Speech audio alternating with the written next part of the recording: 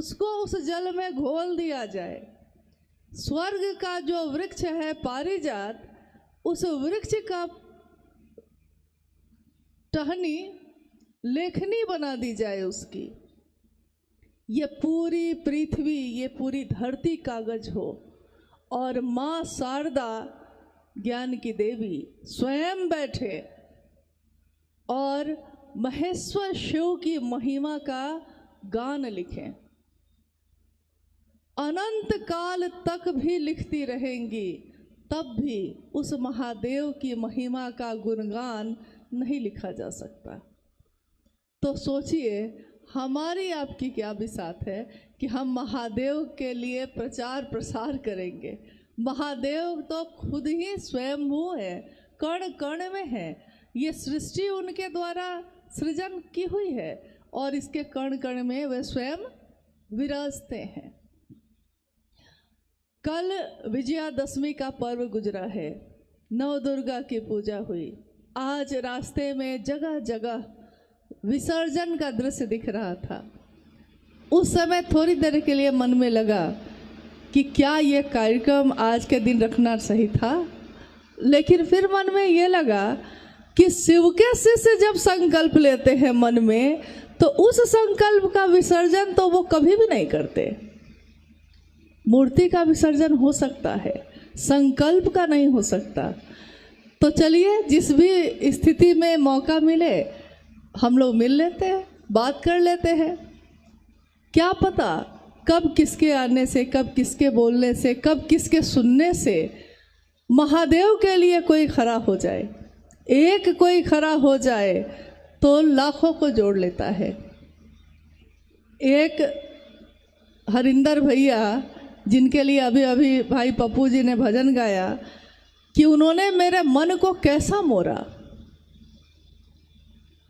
हरिंदर भैया ने, लेकिन किसके लिए मोड़ा? अपने लिए नहीं, महादेव के लिए। क्योंकि इश्क मोहब्बत अपने लिए नहीं जोड़ता कोई, उसमें उसके लिए जोड़ता है जिससे वो प्रेम करता है। और आज हम में से चाहे जितने भी लोग यहाँ उपस्थित हैं, और अनु भैया ने आपसे पूछा कि जब 26 मार्च 2017 को हिमाचल प्रदेश के इस बद्दी नामक स्थान में पहली बार एक ऐसा आयोजन हुआ था जिसमें हमारे वर्ण गुरु भ्राता साहब श्री स्वयं पधारे थे। 25 मार्च को चंडीगढ़ में शिवगुरु महोत्सव हुआ और 26 मार्च को वहाँ से हम लोग बद्दी आए। बद्दी का वो कार्यक्रम बहुत भाव भरा था और गुरु भाई गुरु बहनों के अथक परिश्रम का नतीजा था। साहब बड़े आह्लादित मन से यहाँ से जब निकले, और देखिए अभी उस समय की सारी स्मृति कितनी ताज़ा हो गई कि ऐसी ही एक जगह है, ऐसे ही एक स्थान पे साहब बैठे हैं, हम लोग सब बैठे हैं।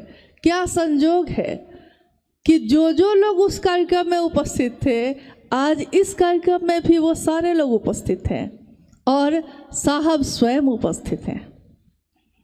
लेकिन देखिए इसके बाद, बद्दी के कार्यक्रम के बाद, हम लोगों ने थोड़ी बाल सुलभ जिद कर दी साहब से कि आगे पहाड़ पे आ गए हैं तो थोड़ा सा कहीं घुमा दीजिए एक दिन के लिए।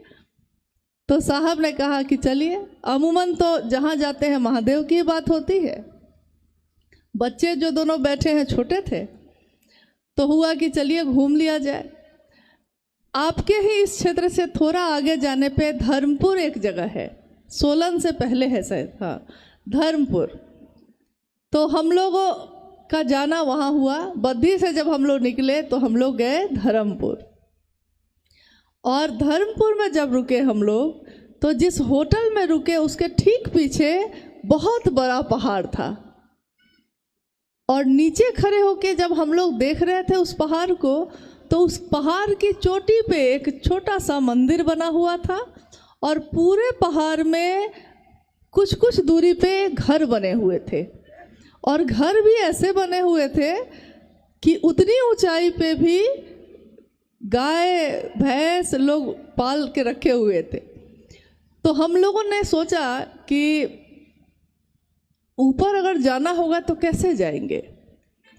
जब उस शाम में जब साहब के साथ हम लोग बैठे तो साहब ने कहा, आप लोगों ने कहा कि घुमा दीजिए तो मैं ले आया, तो अब जाइए सारे लोग इस पहाड़ पे घूमिए। और घूमिए मतलब कार्ड लीजिए 3 सूत्र का, स्टिकर लीजिए, आइए भगवान शिव को अपना गुरु बनाए और सारे लोग दिन भर महादेव का काम करके वापस आएंगे।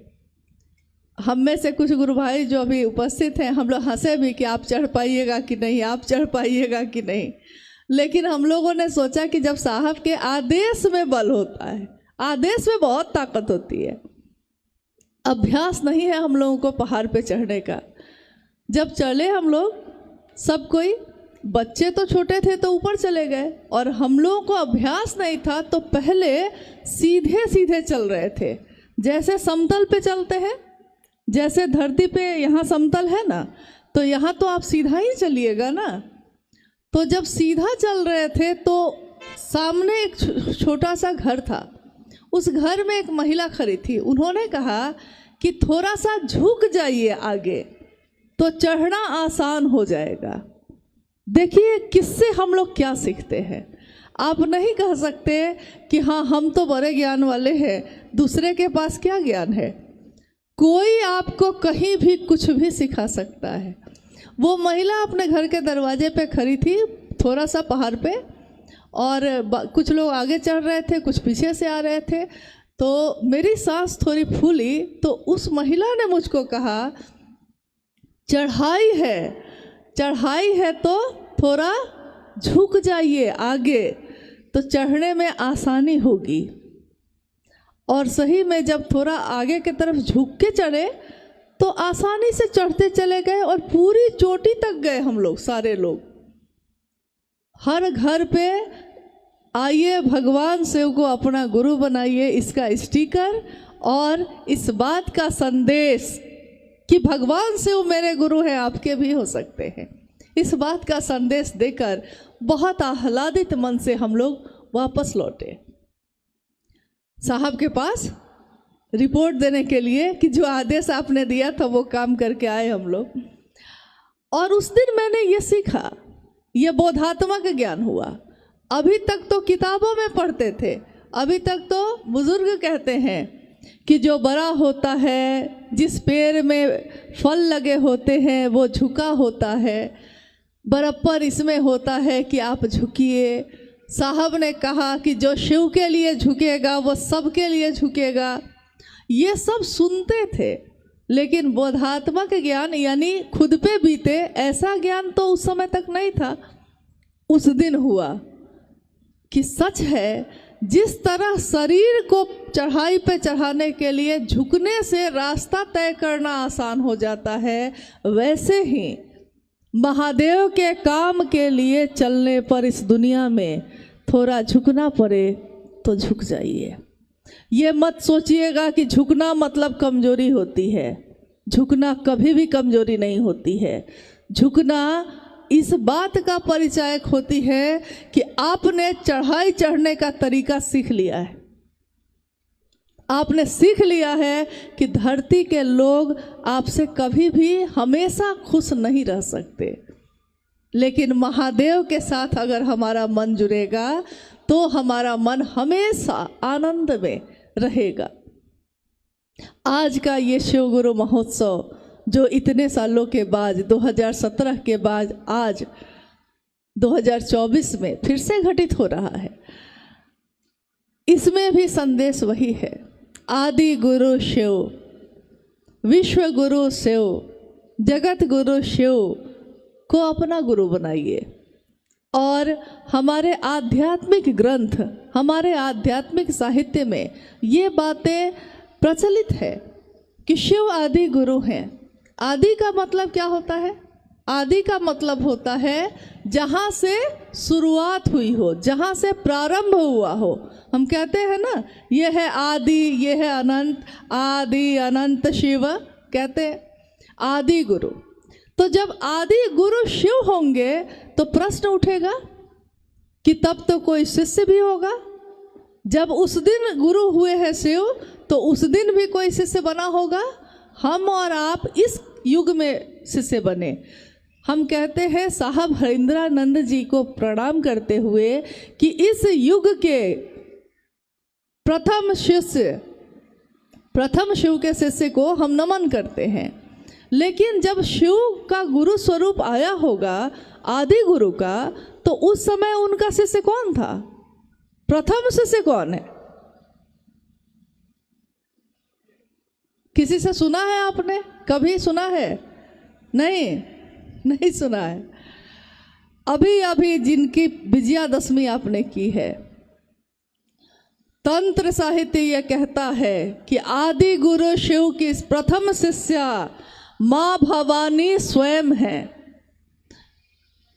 ज्ञान युक्त शक्ति, ज्ञान युक्त भक्ति अगर जगत में उतरता है तो उसका सृजन होता है, परिमार्जन होता है।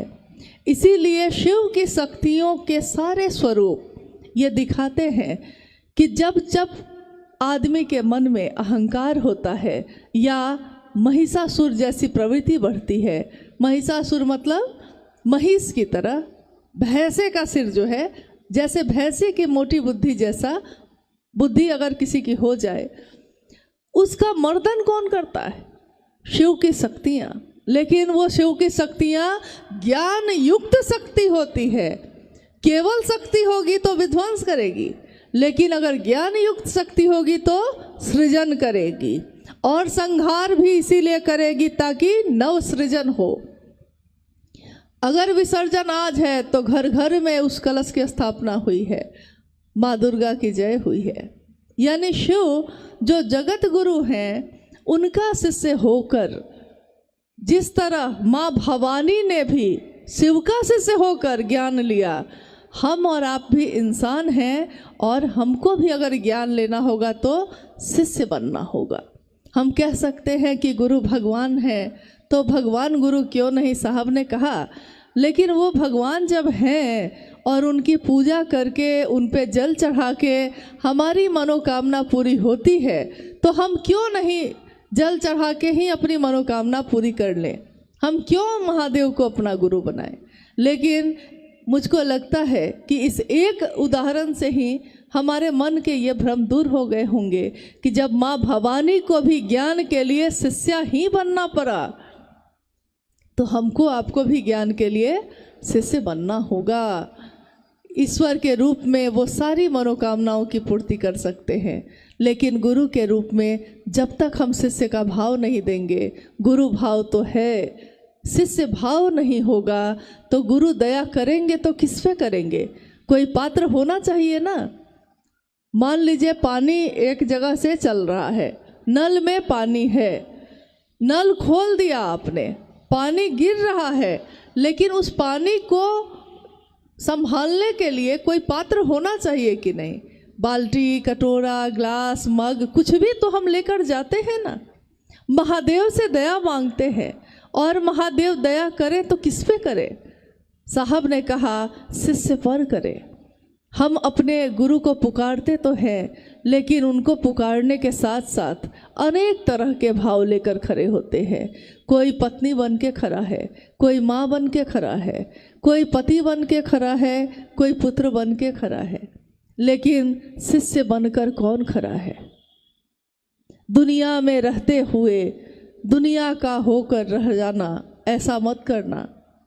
ये साहब की वाणी है कि दुनिया में तो रहिए आप। महादेव ने ये दुनिया बनाई है तो किसके लिए बनाई है? हमारे आपके लिए बनाई, तो इसका भोग करना है, लेकिन भोग करते करते भुक्त नहीं हो जाना है। शिष्यानुभूति की एक पंक्ति है कि भोगाधिपति बनकर भोग तो करिए आप, लेकिन भुक्त मत हो जाइएगा। मतलब घर बनाया है रहने के लिए तो घर में रहिए, लेकिन घर की दीवार थोड़ी गंदी हो जाए तो मन घोर हो जाता है। कपड़ा खरीद के पहनने के लिए खरीदा है तो पहनिए, लेकिन कपड़े में थोड़ा सा खरोंच लग जाए तो मन घोर हो जाता है। गाड़ी खरीदी थी अपने भोग के लिए, उसमें थोड़ी सी ठोकर लग जाए मन घोर हो जाता है। यानी सुविधा के लिए, भोग के लिए चीज़ें हैं, हम लेते हैं लेकिन भुक्त हो जाते हैं। भोग को भोग की तरह भोग कर और छोड़ देना, ये साहब ने सिखाया। शिव का शिष्य होगा तो कैसा होगा? वो ऐसा ही होगा जैसा उन्होंने अपने आचरण से सिखाया। गुरु आचार्येंद्र होते हैं, अपने आचरण से सिखाते हैं।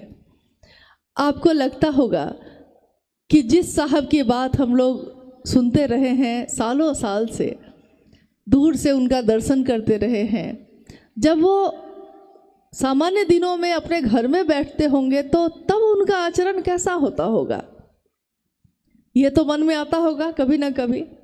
कल रात में हम लोग बैठ के जब ये बात कर रहे थे, उस समय हमारे साथ आए हुए कुछ गुरु भाई तो यहाँ थे मदद के लिए, और भाई शोभेंद्र जी वहाँ थे। तो बात होते होते एक बात निकली कि उन्होंने कहा कि साहब के पास जब भी हम लोग बैठते थे तो साहब जैसे पीतल का कोई सामान है उसको साफ करना है, तो उनके लिए ये बड़ा आसान था कि वो किसी को कहते कि पीतल का सामान है, ब्रास पॉलिश लाओ और साफ करो। लेकिन उन्होंने कभी भी ये नहीं किया।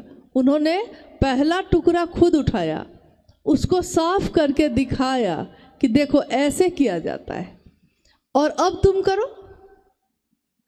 मुझको याद है कि जब शाम में वो ऑफिस से आते तो पेड़ पौधे और फूल पत्तियों का बड़ा शौक उनको रहा है हमेशा। तो वो कहते हैं कि कटर लेकर चलो, जो सूख गया है उसको काट के अलग करो, जो हरा है उसमें खाद पानी दिया जाए। यानी कि उन्होंने कर कर के बताया, ये नहीं कि आदेश दे दिया, खुद नहीं किया, दूसरे को आदेश दे दिया, खुद नहीं किया। ऐसा काम उन्होंने कभी नहीं किया। गुरु और शिष्य की बात जब उन्होंने शुरू की तब भी उन्होंने यही कहा कि मैंने परीक्षा की है, आपकी परीक्षा प्रार्थनीय है। शिव आज भी गुरु हैं, ये मैंने परीक्षा कर ली है, आपकी परीक्षा प्रार्थनीय है। यानी हम प्रार्थना करते हैं कि आप भी परीक्षा करके देख लीजिए। आप क्यों ये कहिएगा कि हाँ इनके कहने पे मैंने किया है, आप खुद करके देखिए कि परिणाम मिलता है कि नहीं। 3 सूत्रों पे बात हो रही थी। बहुत एक सामान्य सी बात हम आपस में करते हैं कि महादेव के गुरु स्वरूप को, जगत गुरु शिव को अपना गुरु बनाना है, शिष्य बनना है, और 3 सूत्र करने से ये रास्ता आपके लिए आसान हो जाएगा। मन ही मन उस गुरु से दया मांगना, हे शिव आप मेरे गुरु हैं, मैं आपका शिष्य हूँ, मुझ शिष्य पर दया कर दीजिए। शिव की चर्चा करना, शिव की बात करना, कहते हैं जिसकी बात आप सबसे ज़्यादा करिए आपका मन, आपका चेहरा भी वैसा ही हो जाता है। आपने देखा होगा हमारे आसपास बहुत लोग रहते हैं, जो जैसी बात करता है सबसे ज़्यादा उसके चेहरे पे वो बात, वो भाव सबसे ज़्यादा दिखने लगता है। अगर घर में कोई ऐसा हो जो क्रोधित हो, हर बात में क्रोध करता है, तो उसका चेहरा हमेशा क्रोधित जैसा हो जाएगा। कोई अगर हंसता रहता है तो वो चुप भी रहेगा तो लगेगा जैसे हंस रहा है, क्योंकि उसका स्वभाव है हंसना। यानी जिसकी बात, जिस काम को हम सबसे ज़्यादा करते हैं, हमारा मन, हमारा वचन, हमारा कर्म भी वैसा ही होने लगता है। शिव आचार्येंद्र होते हैं, अपने आचरण से सिखाते हैं न्यूनतम व्यवस्था में रह के भी सुखी रहा जा सकता है। ये महेश्वर शिव सिखाते हैं। न्यूनतम व्यवस्था मतलब अभी अभी भैया ने कहा ना, साहब और दीदी ने एक समय ऐसा भी तो रहा, अखबार बिछाकर, दरी बिछाकर, गांव-गांव, घर-घर जाकर महादेव की बात की। और आज तो फिर भी हम लोग बहुत सुविधा में हैं, लेकिन अभी भी देखिए, जैसे अभी तो सब कोई शांत हो गए, थोड़ी देर पहले हम लोग देखे कि हाँ गर्मी लग रही है तो हर आदमी छांव ढूंढ रहा है। लेकिन अगर खुले खेत में आप जा रहे हों तो छांव कहाँ मिलेगी? अगर चारों तरफ खेत हो और आप उसके मुंडेर पे चल रहे हों तब तो छांव नहीं मिलेगी। कल्पना कीजिए कि एक दिन माँ नीलमानंद भी तो ऐसे ही पैदल पैदल खेतों की मुंडेर को पार करते हुए अपने साहब के साथ गांव-गांव गई थी, छाया नहीं मिली थी उनको। अगर उन्होंने उस दिन छाया खोजी होती, अगर साहब ने उस दिन कुर्सी खोजी होती, अगर माँ नीलम आनंद जी ने मंच खोजा होता, तो क्या होता? आज हम आप यहाँ बैठे होते। तो हमारा मन उनके लिए हमेशा कृतज्ञ होता है कि जो सचमुच में सबसे बड़े रहे, जो सचमुच में आदि गुरु शिव के शिष्य शिव शिष्य हरिंद्रानंद जी रहे हैं। उनका अनुसरण करके, उनकी बातों पे चल के हमने क्या सीखा? कितने गुरु भाई गुरु बहनों ने साहब को देखकर या माँ नीलम आनंद जी को देखकर वो कैसा पहनती हैं, वो कैसी माला पहनती हैं, वो कैसा टोपी पहनते हैं, वो कैसे मंच पे पानी पीते हैं, ये सारी चीज़ें तो हमने आपने सीख ली। कोई मंच पे पानी पीता है, कोई टोपी लगा के बैठता है, कोई जिस तरह माँ नीलम आनंद जी का पहनावा रहा वैसा भी करता है। लेकिन एक दिन साहब ने एक बात कही, उन्होंने कहा कि मेरे जैसी आदत तो ऊपर ऊपर वाली तो सब आदत तुम सीख लोगे, कर लोगे, लेकिन मेरे जैसी नीयत कहाँ से लाओगे? मैंने शिव के लिए शिव को चाहा है, ये कैसे लाओगे? ये वैसे ही ला सकते हो जब महादेव को पुकारोगे महादेव के लिए। महादेव भी कहते हैं हमेशा मतलब से ही आते हो, अरे कभी मिलने भी आ जाया करो। तो उन्होंने कहा महादेव के लिए महादेव को चाहो। कामनाओं के लिए तो धरती आज तक चाहती ही रही उनको। क्या महादेव ने कामना पूरी नहीं की है? उसके बाद भी कोई खुश नहीं। एक कामना पूरी हुई तो बहुत अच्छे हैं महादेव, दूसरी कामना पूरी नहीं हुई तो महादेव आप अच्छे नहीं हैं, हम आपको छोड़ के अब दूसरे को लेंगे। यानी थोड़ी सी कमी हो जाए कुछ तो तुरंत हम उस रिश्ते को तोड़ लेते हैं। निर्भर तो निर्भय, निर्भर मतलब हम पूरी तरह जब किसी पे निर्भर हो जाते हैं तब महादेव कहते हैं कि अब मैं तुमको निर्भय करूँगा। निर्भय मतलब जहाँ कोई भय नहीं, किसी बात का भय नहीं। लोग छोड़ देंगे, लोग मुझको चाहेंगे न चाहें तब भी ठीक, न चाहें तब भी ठीक, जगह दे तब भी ठीक, ना दे तब भी ठीक, प्रणाम पाती हो तब भी ठीक, ना हो तब भी ठीक। यानी इससे कोई फर्क नहीं पड़ता, कोई भय नहीं, कोई संशय नहीं। देखिए एक घटना और है, अभी इसी पंक्ति पे याद आ गई। रांची में साहब आए हुए थे, देवघर में उस समय रहा करते थे वो। रांची में आए तो आसपास के कुछ गुरु भाई गुरु बहन उनसे मिलने आए, तो काफ़ी संख्या में लोग बैठे थे सामने। और साहब ने कहा कि कहिए, किसी को कुछ कहना है तो कहे। तो किसी ने महादेव की बात भी पूछी और किसी ने बीच में खड़े होकर ये भी कहा कि साहब, एक गुरु बहन थी, वृद्ध थी, उन्होंने कहा साहब महादेव को तो गुरु मान लिया है, लेकिन बेटा मेरा हमको नहीं मानता है। बेटा बहुत तकलीफ़ देता है, तंग करता है, परेशान करता है, दुख देता है। साहब ने कहा कि अच्छा ठीक है, महादेव से दया मांगो, बैठो। और किसी को कुछ कहना है तो दूसरे एक गुरु भाई खड़े हुए। लेकिन सचमुच में उस दिन ऐसा हो गया कि उनकी व्यथा भी यही थी कि घर के लोग जो है मेरे प्रति संवेदनशील नहीं। घर में सब कोई है, कौन कौन है? तो कहा कि सब कोई है, लेकिन कोई मेरे तरफ ध्यान नहीं देता। सिलसिला ऐसा हो गया कि बारी बारी से सारे लोग यही बात कहने लगे। तो साहब थोड़ा बिगड़ गए, उन्होंने कहा कि मुझसे पूछकर शादी किया था? नहीं ना, मुझसे पूछा था कि संतान धरती पे लाए नहीं लाए, ये भी नहीं पूछा था। तो आज मुझसे क्यों पूछने आए, मुझसे कहने क्यों आए कि साहब घर के लोग नहीं मानते हैं, बेटा नहीं कर रहा है, बच्चे नहीं कर रहे हैं, मुझसे क्यों पूछा? तो थोड़ा बिगड़ गए, बिगड़ के बोले। और बाकी लोग जो थे वो तो बैठ के सुन रहे थे। जब बिगड़ कर शांत हो गए तो एक गुरु भाई जो युवा थे, नवयुवक, वो खड़े हुए तो साहब ने कहा कि अब तुम क्यों खड़े हुए, तुम्हारा तो अभी लगता है ब्याह भी नहीं हुआ होगा, तुम्हारी उम्र तो इतनी कम है, तुमको अब कौन सी व्यथा हो गई। तो उसने कहा हाथ जोड़ के कि साहब मैं ये पूछने के लिए खड़ा हुआ हूँ कि मैं शादी करूँ कि नहीं करूँ आप जो कहेंगे वही करेंगे, शादी आपसे पूछ के करेंगे तो बाकी का भी सारा मामला आप ही को देखना पड़ेगा साहब जो इतने क्रोध में अभी थे एकदम हंसने लगे।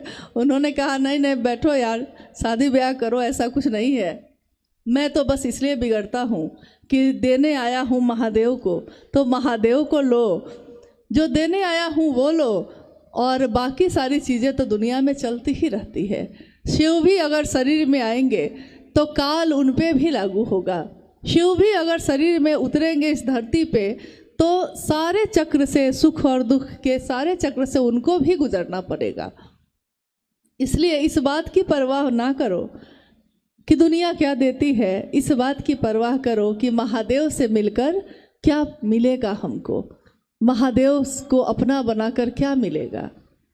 क्योंकि हर चीज़ हम लोग नाप तौल के करते हैं, हमको लगता है कि ये काम हम करेंगे तब जब इससे हमको कुछ मिलेगा, क्या मिलेगा। और महादेव की बात पे जब नाप तौल करने शुरू करते हैं तो तराजू का एक पलड़ा इतना भारी होता है, इतना भारी होता है कि बाकी सारे पलड़े हल्के हो जाते हैं। मतलब महादेव का भाव धीरे धीरे इतना भारी हो जाता है कि जगत के रिश्ते हल्के हो जाते हैं।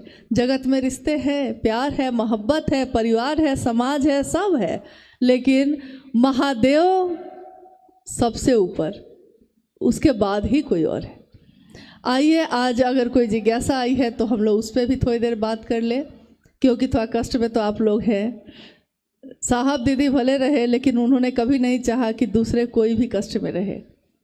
आप सोचिए तो, माँ नीलमानंद जी ने कहा कि आपके रास्ते पे आने वाले कांटों को मैं चुन लूँगी, छाया बनकर आपके साथ रहूँगी, बशर्ते गुरु कार्य में बेईमानी नहीं। ये बात कितने साल पहले उन्होंने कही, तो उन्होंने तो चाहा कि हमेशा छाया आपको मिलती रहे, हमेशा आपके रास्ते के कांटे हटे रहे, फूलों में बदलते रहे। आइए कोई जिज्ञासा है तो उस पर हम लोग बात करें। जिज्ञासा है, आज की कालगत पूजा पद्धति, आज की कालगत पूजा पद्धति और आज चल रही शिव शिष्यता में क्या अंतर है, कृपया बताया जाए।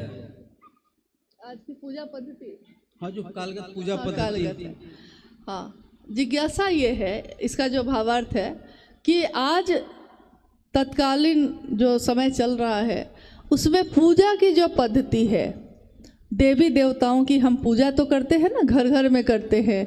हमारे गांव में जो घर है उसमें कुल देवता भी हैं, कुल देवी भी हैं, मंदिर है, अलग अलग देवी देवताओं की मूर्तियां हैं, तस्वीरें हैं, प्रतीक हैं। तो प्रश्न ये है कि अभी वर्तमान में जो पूजा पद्धति चल रही है हमारे समाज में, हमारे घरों में, उसमें और शिव की चर्चा में क्या अंतर है, क्या अंतर है? इतना ही अंतर है कि शिव की पूजा या अन्य देवी देवताओं की पूजा पद्धति में कर्म कांड तो सारे हैं, यानी हम बैठ के पूजा तो करते हैं, लेकिन हमारा मन रहता है हम लोग के तरफ, मतलब जहाँ मेरा जन्म हुआ उस तरफ गांव में और शहर में भी एक कहावत बड़ी प्रसिद्ध है कि बैठल बानी पूजा पर अब मन बा भूजा पर। मतलब कि पूजा पे बैठे हुए भी मेरा मन कहाँ है, तो भूजा पे है, मतलब कि बाजार में घूम रहा है। बैठे हैं पूजा पे, अब मन घूम रहा है बाजार में।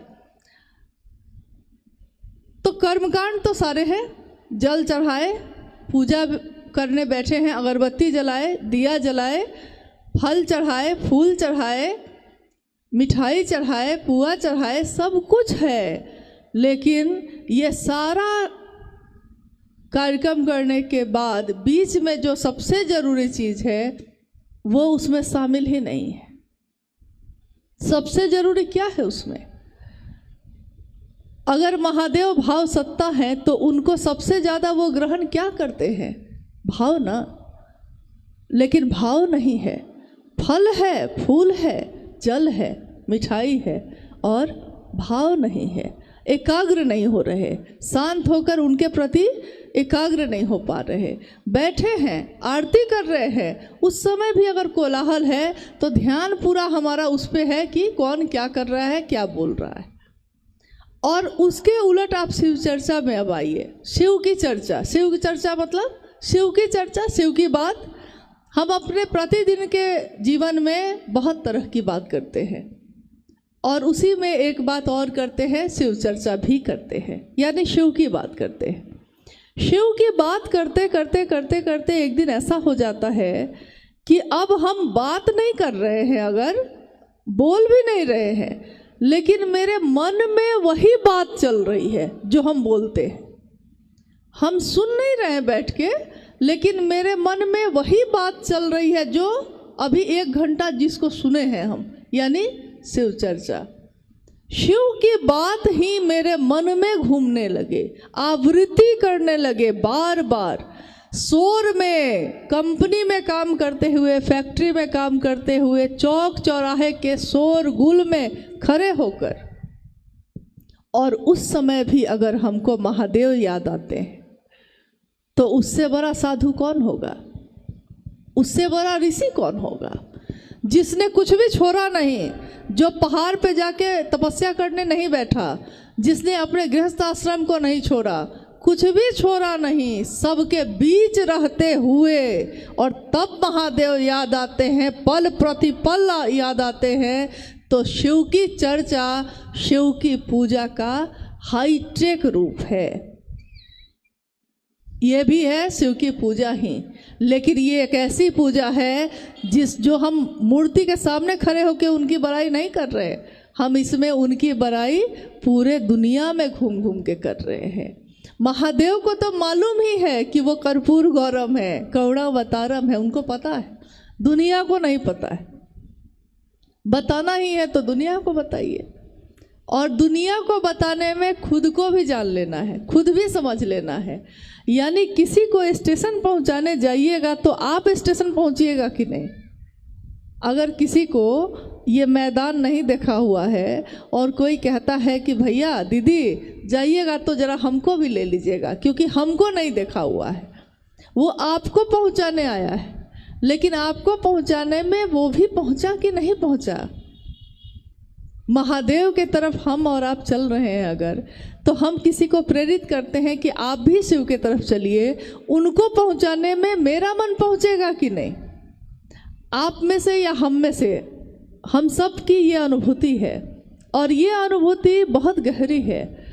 कितनी बार ऐसा हुआ होगा आपके जीवन में कि किसी ने कोई जिज्ञासा कर दी होगी, सामने से कुछ पूछा होगा, कुछ भी पूछ सकता है, पूछा होगा कि भाई नमः शिवाय क्यों करें, ओम नमः शिवाय क्यों नहीं करें, शिव को गुरु क्यों माने, भगवान के रूप में क्यों नहीं माने, शिव को ही गुरु क्यों माने, अन्य देवी देवता को क्यों नहीं माने, इस तरह के अनेक प्रश्न। और महादेव से दया मांगकर आपने उस प्रश्न का उत्तर दिया होगा, दे दिया आपने उत्तर, दे भी दिया, वो संतुष्ट भी हो गया, उसने अपने नाम की घोषणा भी करा ली, वो चला भी गया, और अब आप बैठे हैं और आप सोच रहे हैं कि अभी अभी जो उत्तर मैंने दिया है, ये उत्तर मैंने कहीं पढ़ा था, ये हम लोगों ने कहीं पढ़ा नहीं था, ये किसी से सुना था तो नहीं, सुना भी नहीं था, न पढ़ा था न सुना था, तो ये आया कहाँ से उत्तर? यही साहब ने कहा, आध्यात्म, खुद की खोज। तुम कौन हो, मैं कौन हूँ? तुम्हारी दोनों आंखें ना रहे तब भी तुम रहोगे कि नहीं? तुम्हारे दोनों हाथ ना रहे तब भी तुम रहोगे कि नहीं? तुम्हारा ये पूरा शरीर छत विछत हो जाए तब भी तुम रहोगे कि नहीं? तो हाँ, रहेंगे। ये कौन है जो कहता है कि हाँ रहूँगा? ये कौन है जो बोलता है अंदर से?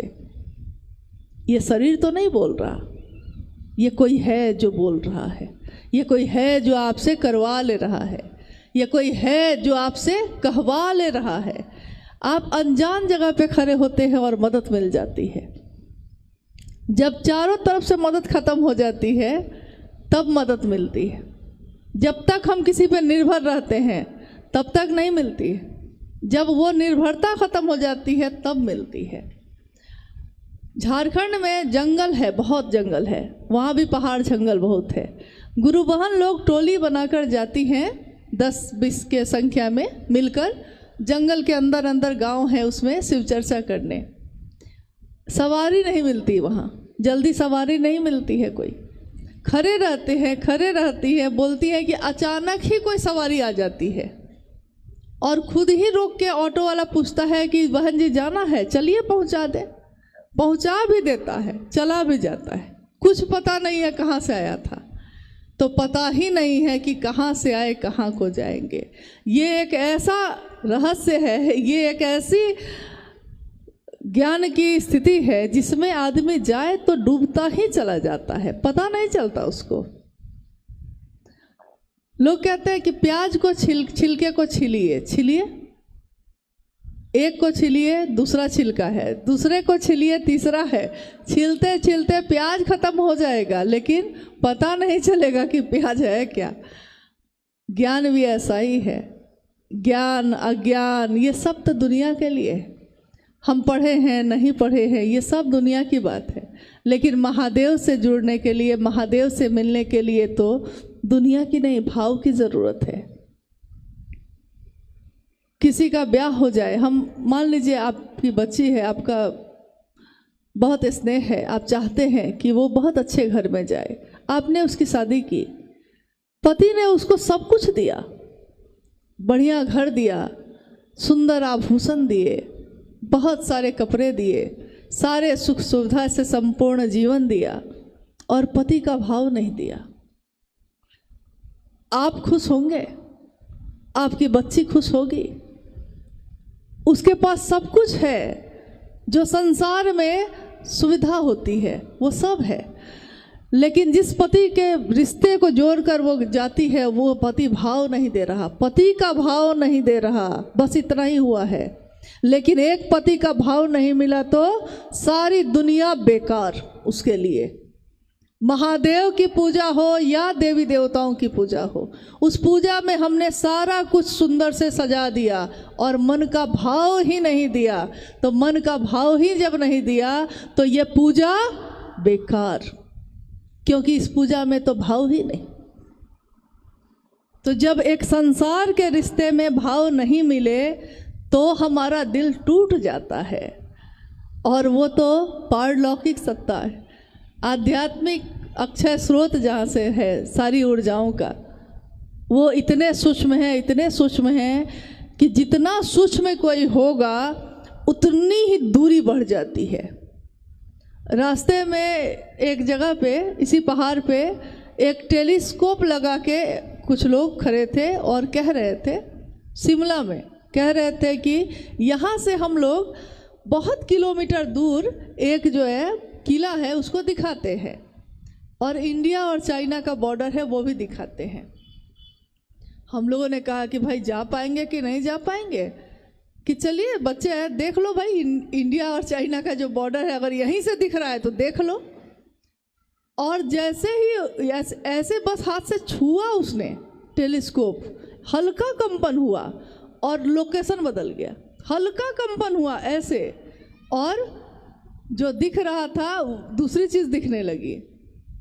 यानी जितनी ज़्यादा संवेदनशील चीज़ें हैं वो हल्के से कंपन से ही पूरी मंजिल, पूरा गंतव्य, पूरी गति ही बदल जाती है। महादेव ही हमारी मंजिल हैं। हम शिव के शिष्यों के लिए महादेव ही हमारे गुरु हैं और महादेव ही हमारी गति हैं। यानी चलने की ताकत भी वही देते हैं, मंजिल पे पहुंचने का रास्ता भी वही दिखाते हैं और मंजिल पे भी वही मिलते हैं। लेकिन इस मंजिल पे पहुंचने में हमारे जीवन में एक नाम आता है बार बार, साहब हरिंद्रानंद जी और दीदी नीलम आनंद जी का। साहब ने कहा, इसको भी बहुत लोगों ने दूसरे अर्थ में लिया। साहब ने कहा बार बार कि मैं हूं सजनी मील का पत्थर, अंक पढ़ो चुपचाप पधारो, मत आरोपो अपनेपन को, मत मुझ पर देवत्व उतारो। ये एक माखन लाल चतुर्वेदी की कविता है। उसकी इस पंक्ति को साहब ने बहुत बार शिव चर्चाओं में भी कहा। उनके कहने का तात्पर्य ये था कि मैं मील का वो पत्थर हूँ जो आपको रास्ता दिखाता है, कहाँ तक पहुँचे हैं और आगे कितना जाना है। यहाँ से अगर आप चंडीगढ़ जाइए तो रास्ते में मील का पत्थर सड़क के किनारे होता है ना, पत्थर जिसमें लिखा रहता है 50 किलोमीटर है चंडीगढ़, और 1 किलोमीटर तो दूरी कम होती जाती है। लेकिन वो पत्थर हर जगह मिलता है आपको, हर किलोमीटर पे वो पत्थर है लगा हुआ, और उस पर लिखा है कि दूरी हमने कितनी तय की है। यहाँ से भी अगर महादेव के तरफ चल रहे हैं और साहब कह रहे हैं कि मैं हूँ सजनी मील का पत्थर, अंक पढ़ो चुपचाप पधारो। साहब कह रहे हैं कि अगर मुझको पकड़ के बैठ जाओगे तो महादेव तक नहीं पहुँचोगे।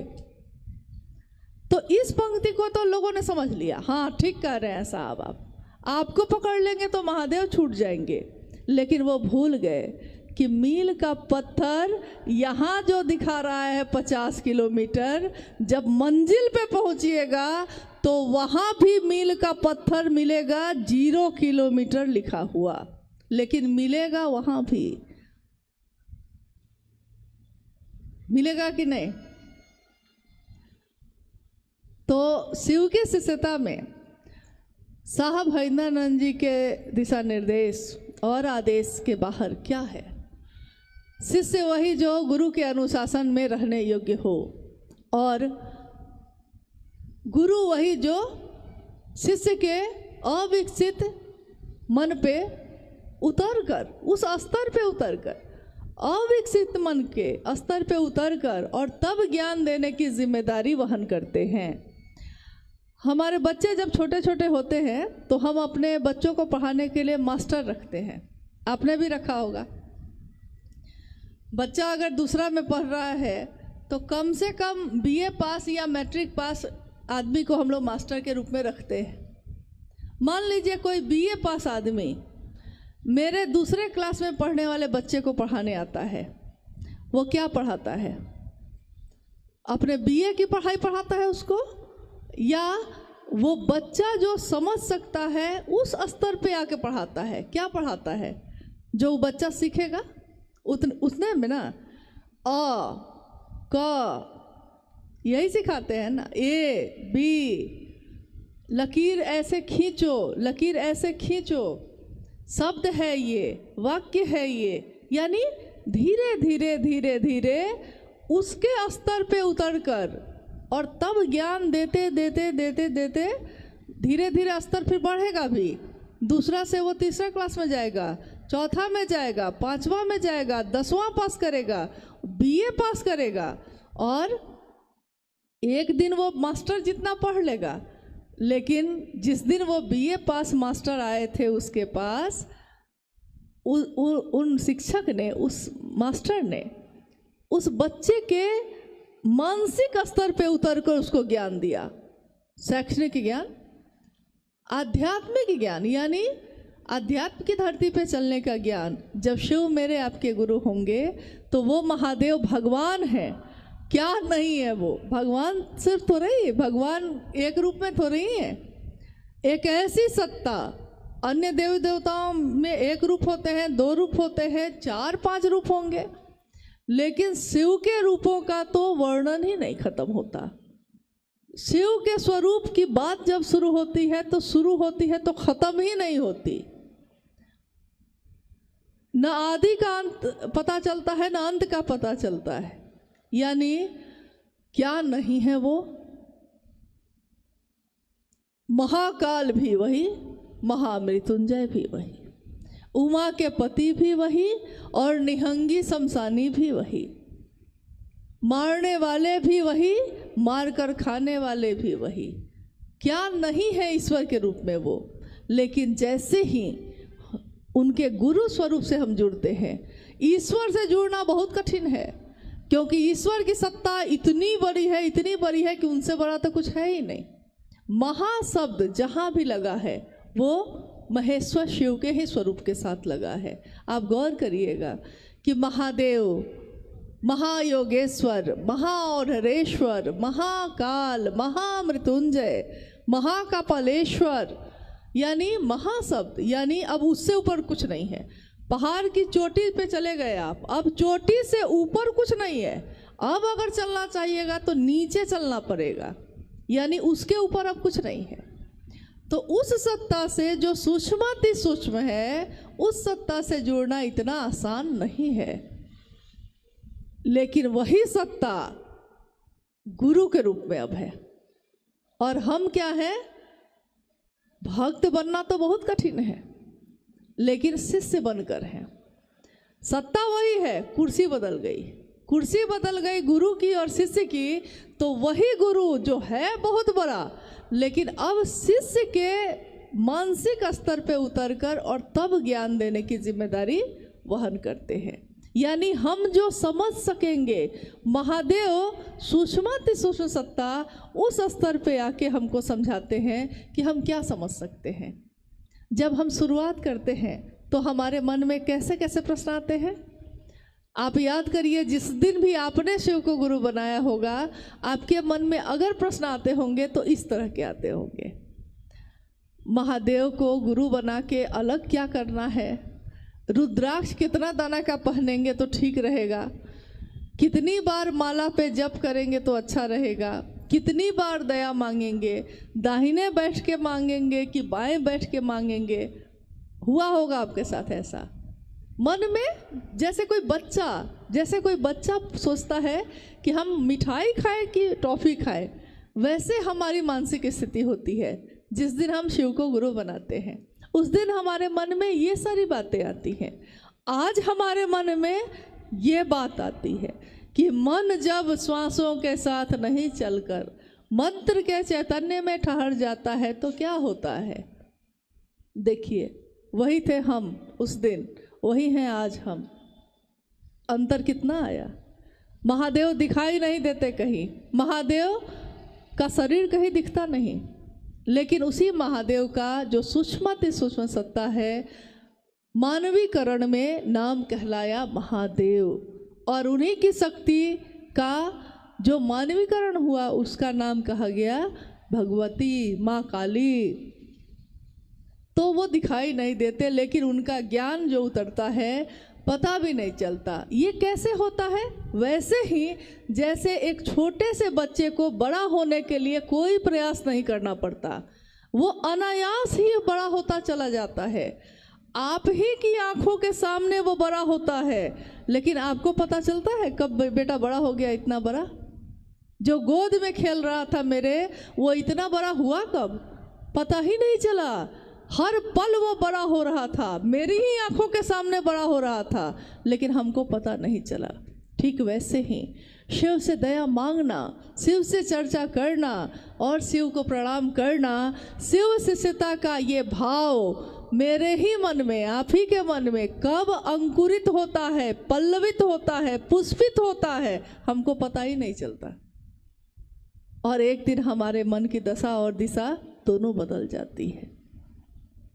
साहब ने कहा कि मैं नहीं जानता कि इस संसार की दशा और दिशा शिव के बगैर कैसी होगी, लेकिन ये मैं जानता हूँ कि शिव के साथ ये मानवता सबल होगी, सुवासित होगी, शिवमय होगी। महादेव को अपना गुरु बनाया है हमने आपने। जैसा आता है, जो आता है खुद करिए।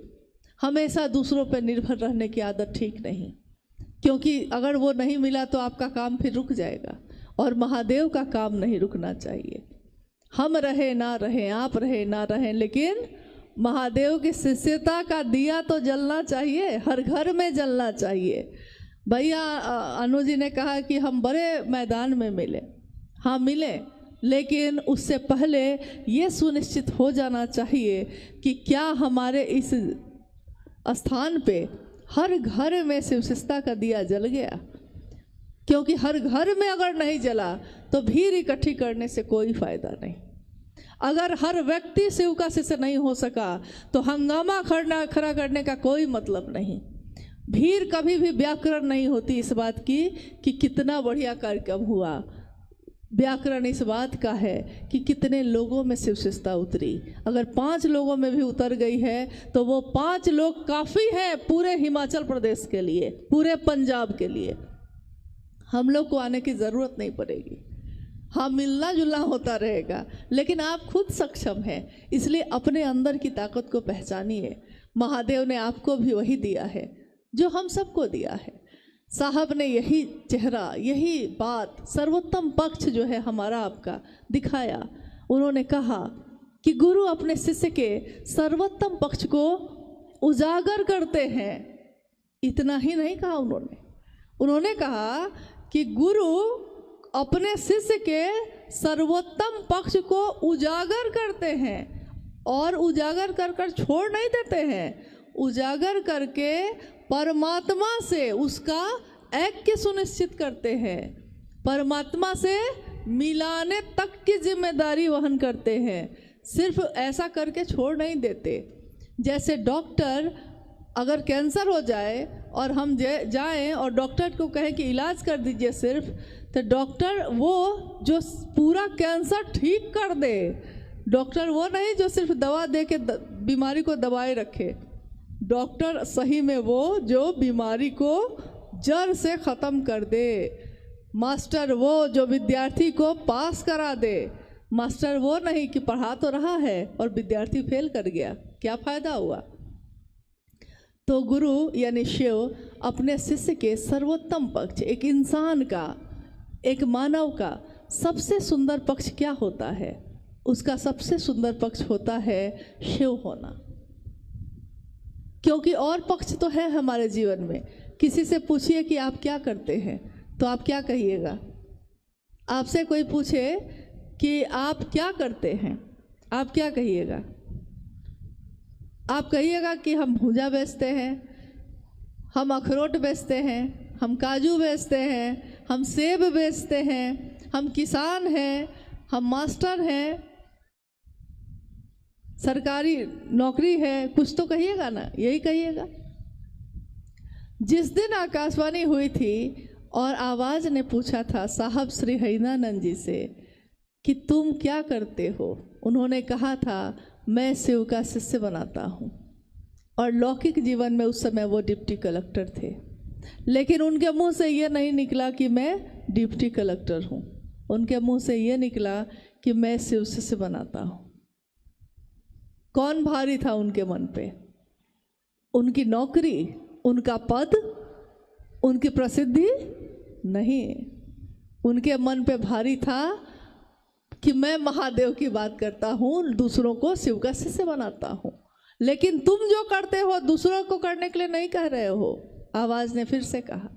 और साहब ने कहा कि हाँ ये बात तो सही है ना। शुरू में तो उन्होंने कहा कि नहीं नहीं मैं करता हूँ, जो कहता हूँ, नहीं नहीं तुम नहीं कहते हो, बहुत लंबा चला। लेकिन ये तो हुआ ना कि जो वो करते थे वही उन्होंने हमको आपको करने के लिए कहा। आप ये मत सोचिएगा कि हम क्या कर सकेंगे, हमको क्या आता है। सिर्फ उनकी बात पे भरोसा करिए, जो उन्होंने कहा है उतना ही भर करिए, उससे ज़्यादा कुछ करने की ज़रूरत नहीं। शिव की शिष्यता में इससे ज़्यादा कुछ करने की ज़रूरत नहीं। बस आप इतना भर करिए कि भैया हमको जो आता है सो मैंने आपको बताया, आप भी दूसरे को कहिएगा। महादेव से दया मांगिए, महादेव की चर्चा थोड़ा कर लीजिएगा और महादेव को प्रणाम कर लीजिएगा। जैसा आएगा वैसा ही कर लीजिएगा। ये मत सोचिएगा कि हमको संस्कृत नहीं आती है, हमको मंत्र जप करने नहीं आता, हमको पूजा करने की विधि नहीं आती, तो हम कैसे करेंगे। आप सोचिएगा कि जैसा आता है, जो आता है। आप ये बताइए, हमारे घर में मेरे पिता भी, आपके पिता भी होंगे, आपके भाई बहन भी होंगे, मेरे भाई बहन भी हैं। जिसके घर में जिसको जैसा खाना बनाने आता है वैसा ही ना बनाते हैं आप। आप रोज पड़ोसी को बुला के लाते हैं उसके लिए कि मेरे घर के लोगों के लिए तुम खाना बना दो? ऐसा करते हैं हम लोग? नहीं करते हैं। बहुत लोग घर की सफाई बहुत अच्छे से करते हैं और बहुत लोग खराब से करते हैं, लेकिन जैसा आता है खुद करते हैं। वो दूसरे को बुला के नहीं लाते रोज कि मेरा घर जरा साफ कर दो। मेरा मेरा मेरा, सुबह से चर्चा में बार बार यही शब्द प्रयोग किया गया है। मेरे गुरु शिव, जैसा हमको आता है हम वैसा ही करेंगे, खुद करेंगे। चर्चा करने नहीं आती है तो तीनों सूत्र बोल के उतर जाएंगे। एक दिन तो आएगा, कुछ तो आएगा, जो मेरे मन में आएगा महादेव के लिए हम वही बात बोलेंगे। जो हृदय में है वही बोलिए, अपने मन को खोलिए और हृदय में जो महादेव की दया बरसती है उसी को लोगों को बोलिए, उसी का प्रभाव हो जाएगा। आप ये कभी मत सोचिए कि बहुत सुंदर शिव चर्चा करने वाले कोई भैया दीदी हैं तो वो आएंगे तब होगा। ऐसा कभी नहीं होता। कोई सुंदर बोल सकता है। इसी पे साहब ने एक घटना बताई थी। उन्होंने कहा था कि एक मास्टर जो पढ़ा रहा था क्लास में, इंजीनियरिंग का कॉलेज था और वो क्लास कर रहा था। साहब ने कहा कि मैंने बाहर से देखा उसको बोर्ड पे पढ़ाते हुए कि गाड़ी जो है चलती कैसे है, गाड़ी कैसे चलती है, इसको वो पढ़ा रहा है। लेकिन जब वो बाहर आया तो साहब ने कहा कि आप तो गाड़ी कब से चला रहे हैं? तो उसने कहा कि मैं गाड़ी तो कभी मैंने चलाया नहीं। तो साहब ने कहा कि आपने इतना सुंदर बताया है, एक एक चीज़ के लिए बताया है कि गाड़ी कैसे चलती है, इंजन कैसे काम करता है, पैडल कैसे मारते हैं, ब्रेक कैसे मारते हैं, आपने सब बताया। तब आप कैसे ये कह रहे हैं कि आपको गाड़ी चलाने नहीं आती? उन्होंने कहा मैं पढ़ाता हूँ लेकिन चलाता नहीं हूँ। तो साहब ने उस दिन कहा कि उस घटना के बाद मैंने सीखा कि कोई ज़रूरी नहीं है कि कोई शिव चर्चा बहुत सुंदर करता है तो वो शिव का शिष्य भी होगा। हो सकता है वो सिखाता होगा अच्छा, लेकिन सीखता नहीं होगा अच्छा, ये हो सकता है। इसलिए कभी भी इस बात के भरोसे बहुत नहीं रहना है हम लोग को कि कौन बहुत अच्छा बोलता है, कौन बहुत अच्छा। जैसा आता है हम खुद करेंगे। तो आज के इस कार्यक्रम में आप सबों से ये वादा लेना चाहते हैं, अगर आप दे सकते हैं तो। साहब ने कभी कुछ नहीं मांगा किसी से, अपने पूरे जीवन में पान की एक खिल्ली भी नहीं खाई, और मांगा भी तो क्या मांगा, मांगा कहा कि अगर मुझको दे सकते हो तो एक शिव का शिष्य देना। शिव शिष्यता की घोषणा जहाँ भी होती है साहब की उपस्थिति वहाँ होती ही होती है, क्योंकि शिव की शिष्यता में उनके प्राण बसते हैं। हमारे साहब ने हम सबके जीवन की दशा और दिशा को बदल दिया। हम उनको कुछ नहीं दे सके, हमारे पास कुछ नहीं था, हम क्या दे सकते थे, लेकिन उन्होंने जो करुणा बरसाई है उस करुणा का कोई हिसाब नहीं। माँ की ममता का कोई कर्ज नहीं उतारा जा सकता, और शिव की शिष्यता का दान जिसने दिया हो उसके बदले में शिव का ही दान दे दिया। उसके बदले में हम लोग उनको क्या दे सके? कुछ भी नहीं। हम अगर सोचते हैं कि वो शरीर में होते तो ऐसा होता कि सब ठीक होता, नहीं। शरीर में रहने पे भी जो गड़बड़ थे उस समय भी गड़बड़ थे, आज भी हैं। जो सही थे उस समय भी सही थे, आज भी हैं और हमेशा रहेंगे। शिव के शिष्यता की मूल धारा हमेशा पावन है, पावन ही रहेगी। रास्ते की गंदगियां उसमें शामिल होंगी, लेकिन उन गंदगियों से इस पावन मूल धारा पे कोई प्रभाव नहीं पड़ेगा। शिव कैसे से अपने साहब और दीदी की उंगली थामे, अपने साहब और दीदी के संकल्प को बार बार याद करते हुए अपने गुरु शिव की महिमा का गान अपने इस जीवन में पल प्रतिपल करते ही रहेंगे। चाहे वो किसी भी स्थिति में होंगे, मजदूरी करते हुए, रिक्शा चलाते हुए, या बहुत बड़ी कंपनी के मालिक बन के भी, किसी भी स्थिति में जो शिव का शिष्य होगा वो अपने शिव के शिष्यता का प्रसार करता ही रहेगा। ये कभी बंद नहीं होगा, और किसी के लाख चाहने से भी ये कारवां अब कहाँ रुकना है। अकेले चले थे साहब एक दिन, लोग मिलते गए, कारवां बनता गया, और आज ये कारवां इतना बड़ा है कि जिसकी गिनती आप नहीं कर सकते। लेकिन काम बहुत बाकी है, काम बहुत बाकी है। हम लोग सिर्फ इस बात के लिए खुश नहीं हो सकते कि जब एक कार्यक्रम हो तब तो हम लोग इकट्ठे हो जाते हैं, लेकिन जब आप थोड़ा सा निकलिए बाहर और आप देखिए कि कितने लोग ऐसे खड़े हैं जो इंतज़ार में हैं, प्रतीक्षा में हैं, आप कब आइएगा उनके पास, आप कब बोलिएगा। हम अपने अपने चर्चा स्थलों पे, साप्ताहिक चर्चा स्थलों पे हर सप्ताह जाते हैं, 10 के 10 आदमी ही फिर से जाते हैं, उतनी ही बात करते हैं, लौट आते हैं। साप्ताहिक चर्चा स्थल साहब ने शुरू किया था जब, उनकी मंशा ये थी कि साप्ताहिक चर्चा स्थल पे सप्ताह में बाकी 6 दिन हम लोग जो नए लोगों को जोड़ेंगे, उन लोगों को आने के लिए उसमें प्रेरित करेंगे ताकि वो आए, और ये संख्या बढ़ती चली जाएगी। 50 होंगे, 100 होंगे, 100 होंगे तो 2 जगह करिए, मतलब ये सिलसिला चले, इसके लिए उन्होंने शुरू की थी। 1 दिवसीय कार्यक्रम शुरू हुए, बहुत सारे हुए। जब 100-200 आदमी की घोषणा हो जाती तो साहब स्वयं जाते उस जगह पे। आज तो फिर भी हजारों में है, लेकिन आप ये सोचिए कि संख्या बढ़े, मतलब संख्या मतलब ये नहीं भीड़ बढ़े, संख्या बढ़े मतलब शिव शिष्यता बढ़े। भीड़ कभी भी व्याकरण नहीं होती किसी भी चीज़ का। शिव की शिष्यता उतरे लोगों में, इसके लिए झुकना है तो झुकिएगा। हम लोगों से भी कोई बात का दुख अगर आपको हुआ हो तो क्षमा करिएगा, अपना गुरु भाई, अपनी गुरु बहन समझकर। लेकिन एक वादा है कि अपने गुरु के काम में हम लोग मिलते ही रहेंगे, हमेशा अपने साहब दीदी की बातों को दोहराते ही रहेंगे और महादेव के तरफ चलते ही रहेंगे। इसमें गति है, इसमें मंजिल है और इसमें बल है, क्योंकि आदेश गुरु का स्वयं है।